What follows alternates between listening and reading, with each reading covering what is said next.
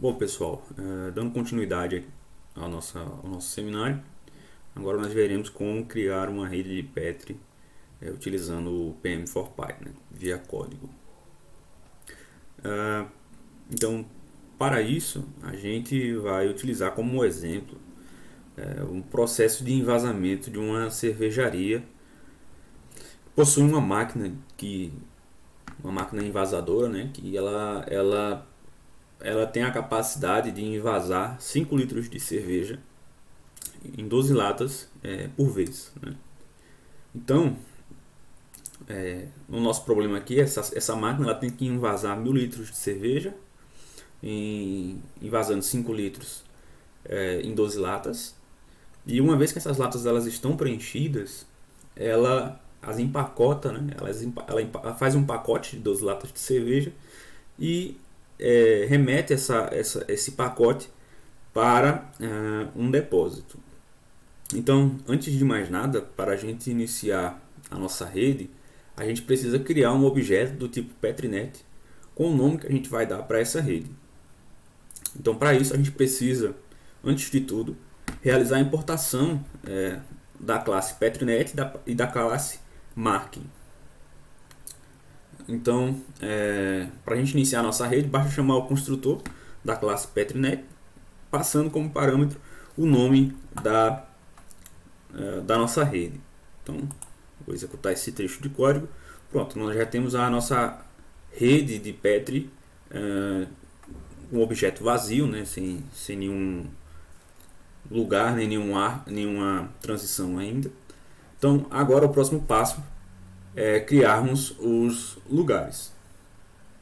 Então, para a gente criar os lugares da nossa rede, a gente vai precisar utilizar o método place, que nada mais é do que um construtor para um objeto que possui o mesmo nome. Então, aqui nós estamos criando, aqui no caso, 5 lugares. Né? Então, nós temos o lugar que representa o nosso repositório de latas, né? Matéria-prima latas. Nós temos nosso repositório aqui, o nosso lugar que representa o armazenamento da cerveja a granel, né? Então aqui nós temos o lugar que representa o nosso pacote, né? Quando o nosso pacote está sendo montado. Nós temos um lugar para representar o status da máquina, né? Da máquina envasadora.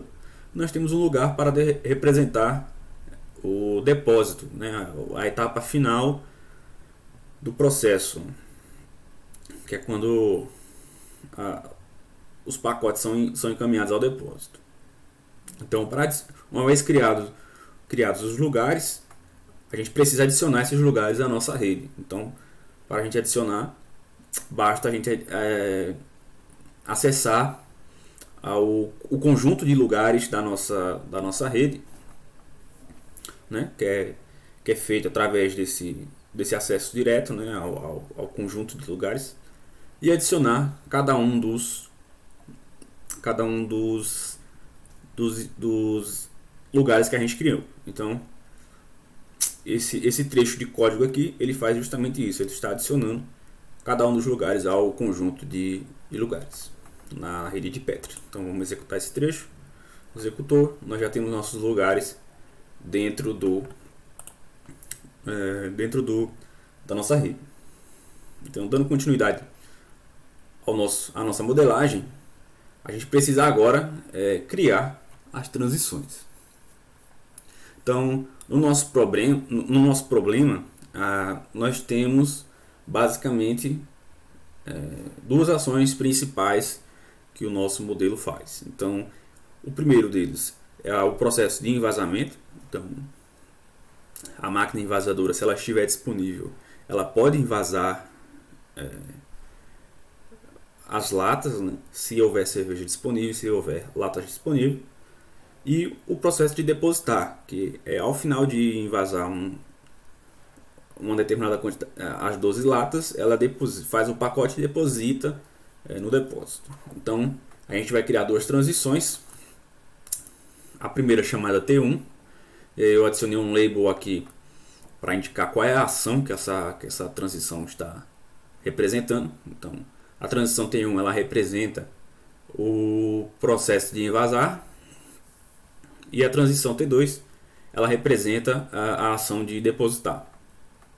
E aí, para adicionar essas transições na nossa rede, basta nós acessarmos o conjunto de transições e adicionar cada uma das transições que nós criamos nesse conjunto. Então, vamos executar esse trecho de código. Pronto, nossas transições já estão adicionadas à nossa rede. Então, uma vez que nós já temos os lugares e as transições, nós precisamos agora indicar quais são os arcos, né? Então, para modelar os arcos, nós devemos utilizar o módulo úteis. Utilizar o módulo úteis, e para indicar da onde o arco está saindo e para onde ele vai, a gente utiliza essa rotina add arc from to, e indicando também da onde ele está saindo, para onde ele está sendo direcionado e qual é a rede a que esse arco pertence. Então, por padrão, esse método ele cria arcos com um peso 1, ou seja, tirando um token do lugar de entrada, do lugar de saída, e adicionando um token no lugar de entrada. Então,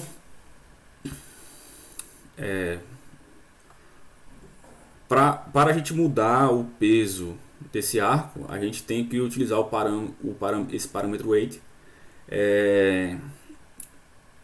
informando qual o peso que o arco terá. Então, como o nosso sistema ele invasa 5 latas de cerveja 5 litros de cerveja em 12 latas, nós devemos alterar o peso dos arcos que devem retirar essas quantidades de token nos lugares que representam os repositórios de latas e de cervejas.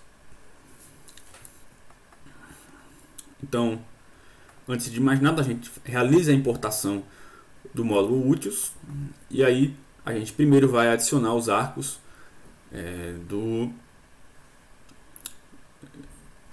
para a transição T1. Então, primeiro a gente vai dizer que tem um arco saindo do lugar latas em direção à transição T1 da nossa rede com peso 12, ou seja, ele vai tirar 12 latas, 12 tokens que representam as latas do nosso lugar latas quando a transição T1 for disparada. E da mesma forma, indicando que tem um arco saindo do lugar cerveja para a transição T1 com peso 5, ou seja, vai sair 5 litros de cerveja quando a transição T1 for disparada do lugar. Então, por último, a gente vai adicionar os arcos que possuem peso 1. Então, tem um arco da envasadora para a transição T1, que é para indicar quando a envasadora está disponível. Então, da transição T1 para o lugar pacote, a gente tem um arco. Do lugar pacote para a transição T2, nós temos outro arco. Da transição T2 para o depósito e da transição T2 para a envasadora. Então, se a gente executar esse trecho de código, nós adicionaremos os arcos na nossa rede. Então, uma vez que adicionamos os arcos, agora nós precisamos adicionar quais são as marcações. Então, para a gente iniciar,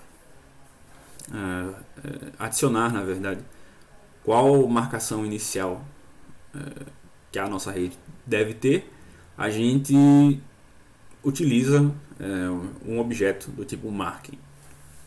Então, inicialmente a gente cria esse objeto, um objeto vazio, né?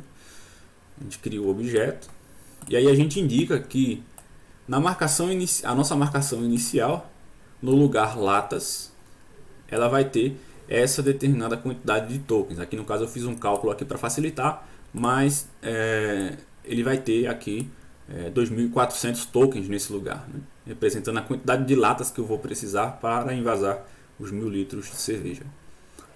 Então, no lugar cerveja, nós vamos ter 1000 tokens, que é representando, cada token representa 1 litro de cerveja.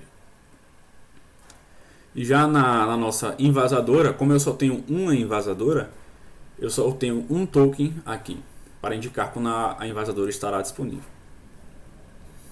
E aí, como esse problema é um problema fechado, eu consigo calcular aqui qual é o meu estado inicial, então o meu estado final. Ou seja, ao final da execução dessa rede, qual é a marcação final que eu devo alcançar. Então, ao final da execução dessa tarefa, a gente espera que 200 pacotes de 12 latas de cerveja cada estejam disponíveis no lugar depósito. Então, eu vou criar aqui um objeto marcação final e indicando que na minha marcação final, no lugar depósito, eu devo ter 200 tokens. Então, eu vou executar esse trecho de código. Pronto. Nós já adicionamos as marcações. Então, uma vez que nós criamos a nossa rede, a gente precisa agora de exportar essa rede ou visualizar o nosso modelo. Então, a gente já viu isso em etapas anteriores, né?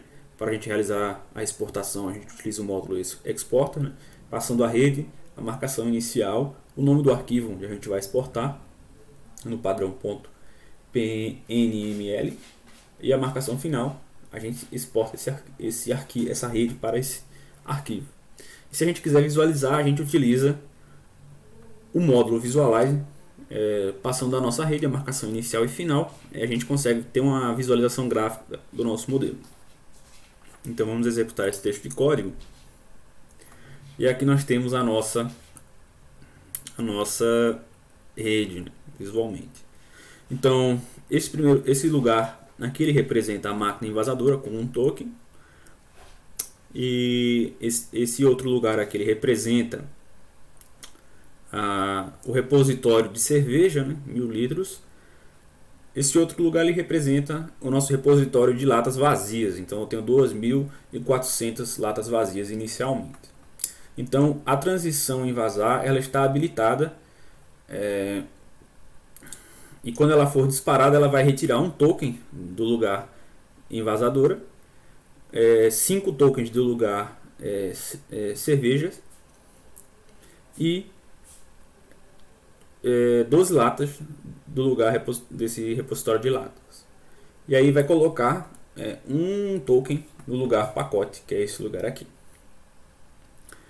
Quando tiver um pacote, um token no lugar pacote, a transição depositar ela vai estar habilitada e vai ser disparável. Então, quando ela disparar, ela vai colocar um token no lugar depósito aqui, e vai retornar com um token para o lugar envasadora, indicando que a máquina ela já está disponível para outro envasamento. Então, aparentemente, a nossa rede ela está funcionando como nós prevemos, como nós modelamos como o problema, né?